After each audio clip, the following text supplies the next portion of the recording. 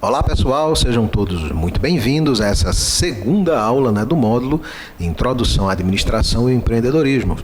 Eu sou o professor Marcos Rick e vou dar continuidade ao tópico que nós exploramos na aula passada.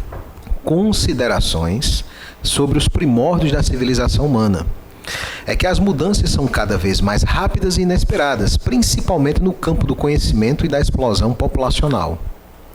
Já naquela época, as mudanças elas começaram a impor novas e crescentes necessidades, assim como hoje também, né? As mudanças do padrão de vida, as mudanças da família nuclear, as mudanças do perfil familiar, elas mudam também as nossas necessidades e a necessidade do mercado de um modo geral a respeito do imóvel, do tipo de imóvel que ele vai ser construído, vendido e como ele será feito, né? Hoje, por exemplo, várias linhas de crédito permitem, por exemplo, que as pessoas combinem a renda, né? Podendo juntar um proponente com o outro, mais de um, enfim, três, enfim. Tá? Para adquirir aquilo dali. E algumas linhas não faz a exigência de que as pessoas sejam, por exemplo, casadas ou que tenham união estável. Eles podem simplesmente comprar como sócios. E outras vantagens também. Uniões homoafetivas, aquisições de pai com filho, aquisição de irmão com irmã. Então sempre tem aí possibilidades diferenciadas. Por quê? Porque o tipo de ocupação dada aos imóveis hoje é cada vez mais flexível, né? Às vezes por famílias, às vezes por pessoas solteiras, às vezes por casais sem filhos, por pessoas que não têm o objetivo de ter nem a curto nem a médio prazo uma família grande. E aí esse tipo de necessidade vai mudando e vai ditando o que os imóveis precisam ter e o que os bancos e as linhas de financiamento precisam oferecer para viabilizar essas aquisições. Já naquela época nós tínhamos situações parecidas, não tão densas como nós temos hoje, né? Os problemas, apesar de serem problemas, eram ligeiramente mais simples, né? Para que vocês tenham uma ideia, aqui ao meu lado, nós temos a imagem aqui de uma avenida principal numa importante capital europeia, no final ali dos anos 1800, já comecinho aí dos anos 1900, tá pessoal? É uma região da Europa muito adensada. Essa imagem está aí no material de vocês, tá? Se quiserem dar uma olhada com uma nitidez um pouquinho maior, tá? Essa região é uma região muito adensada. É uma região totalmente construída, não existem espaços vazios, né? Mas como vocês podem ver aí, em horário de pico, ó, tem poucas pessoas, né? Para o padrão de hoje, né, que nós temos aqui no nosso cotidiano, né? Para o nosso padrão atual, tem poucas pessoas aí caminhando na rua. Vamos ver uma imagem mais contemporânea, uma coisa mais atualizada. Olha só, num período aí de pouco mais de 100 anos, como mudou o uso e a ocupação do solo urbano nas grandes cidades. Olha só, essa imagem aqui de aproximadamente 100, 120 anos e essa a mais recente possível. Tá? Uma festinha aí de emancipação de uma cidade pequena, no interior aqui do nosso estado, tá? Olha só a diferença. Quantas pessoas, o tamanho das construções, o tipo de ocupação do solo. Então, essas mudanças, né? No início aqui do tipo de ocupação mais suave para uma ocupação hoje bem mais adensada, essas mudanças vêm promovendo também que o perfil do imóvel, o perfil do profissional, o perfil da venda, porque também o perfil do comprador mudou, né? Então vem promovendo mudanças aí cada vez mais rápidas que a administração precisa se preocupar, antever, aprimorar os seus processos para oferecer a esses clientes interessados em adquirir a melhor e mais completa solução. E tudo isso o mais rápido possível. Hoje, a concorrência ela está por toda parte. O seu cliente ele não tem mais fidelidade com o fornecedor de serviço. Ele não tem mais fidelidade com você. Ele tem agora fidelidade com o serviço. Não interessa quem preste o serviço. Se ele gostar do serviço, bom, aí a fidelidade dele é com o serviço. Então, muitas vezes você vai, como corretor de imóveis, vai fazer a captação de um produto. Nós já falamos sobre o que era captação na aula passada, tá? Na disciplina passada, perdão, a arte, né, de trazer a capacidade de granjear, de trazer esses produtos para que nós possamos vendê-los no mercado. Então, se você vai fazer uma captação de um produto, está indo lá, levar a documentação para o cliente, lhe dar autorização de venda, muitas vezes você é surpreendido ao chegar no imóvel e já encontrar lá 2, 3 placas de venda diferentes. E o cliente dizer, não, eu não dou exclusividade não, porque para mim quanto mais gente trabalhando, melhor. E aí fica aquela coisa, né? Você tem lá 4, 5, 6 corretores diferentes trabalhando, nenhum vai querer dar prioridade àquele imóvel, né? Aí de repente o cara liga para você, começa a te cobrar porque é que ele deu o imóvel para você vender e você não vendeu ainda. Poxa, você deu esse imóvel a 10 corretores, eu só tenho 10% da responsabilidade de vendê-lo. Se você quer que eu tenha 100% da responsabilidade de vendê-lo, então me dê 100% da exclusividade do imóvel para que eu possa fazer um trabalho aí mais adequado, não é verdade? Mas o que a gente tem visto aí é isso aí. A gente passa na frente dos imóveis, tem visto aí cada vez mais anúncios no mesmo imóvel, superexpondo esse imóvel no mercado, na tentativa de vendê-lo mais rápido.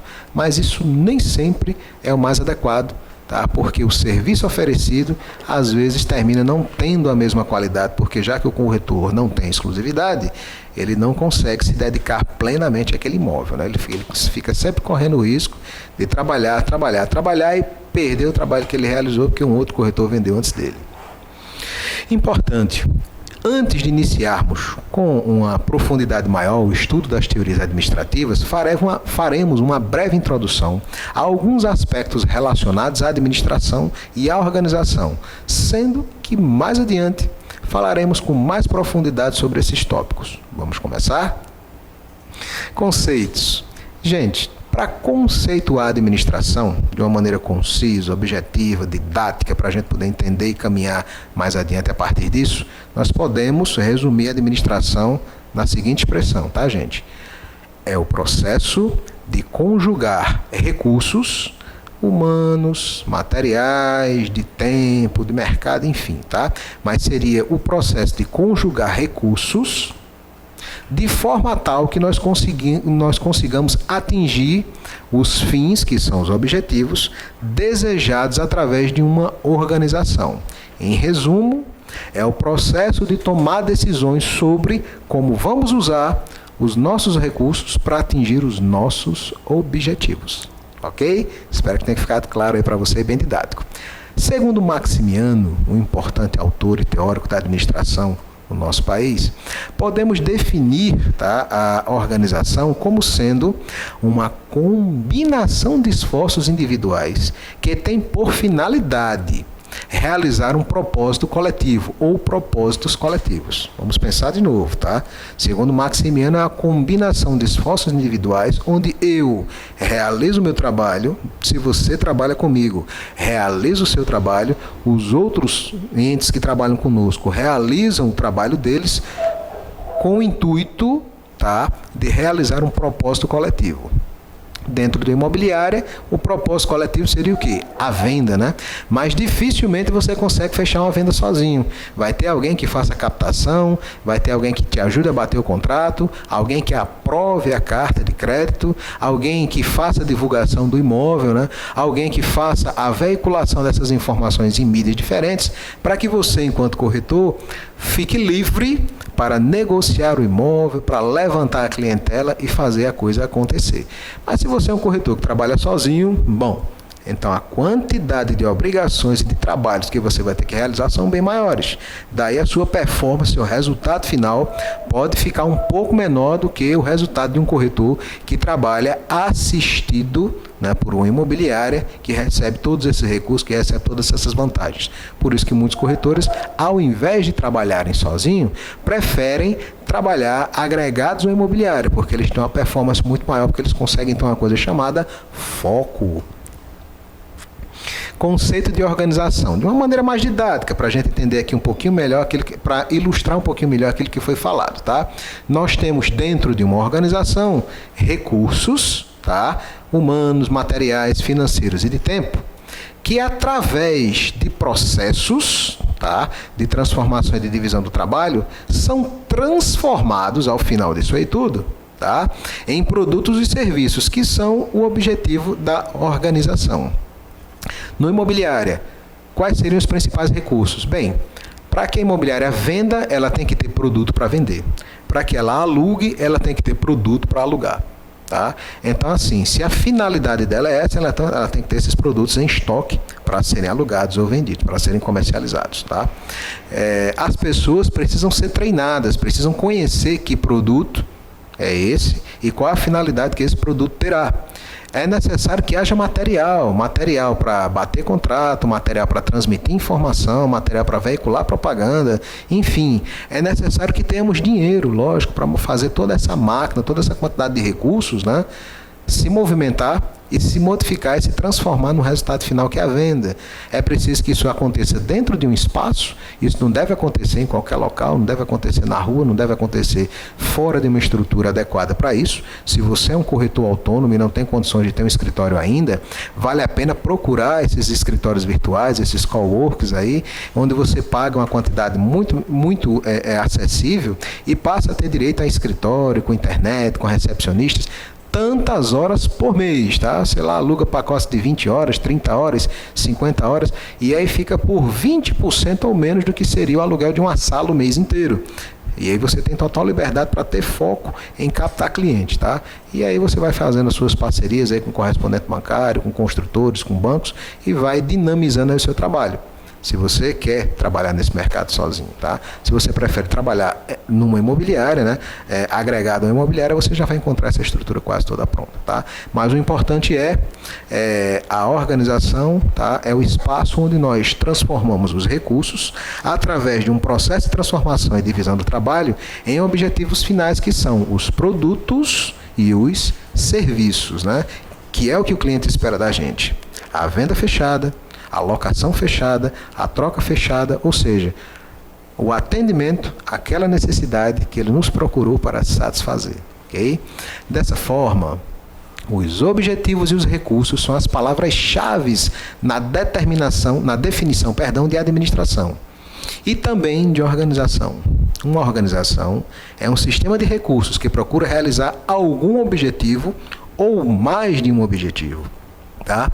E além de objetivos e recursos, a organização tem dois outros componentes importantes, que são os processos, tá? E a divisão do trabalho. Através da divisão do trabalho, os processos vão acontecendo de maneira que, no final de tudo, a gente tem o resultado esperado. Tá? O processo de locação ele tem que ser bem definido, o processo de captação do cliente ele tem que ser bem definido, o processo de aprovação de crédito do cliente ele tem que ser bem definido, tá? E tudo dentro da organização, com base na divisão do trabalho, ok? Para ser mais inteligente, para ter mais foco, para ter mais produtividade, para ter mais rentabilidade, ok? Vamos falar aí na próxima aula sobre as características das organizações, vamos discorrer um pouco mais aí a respeito de algumas particularidades. Peço que acompanhe a terceira aula com o seu material didático para maximizar o seu conhecimento. É uma parte mais teórica da disciplina que precisa aí de consultas recorrentes, ok? Espero vê-los já. Até lá!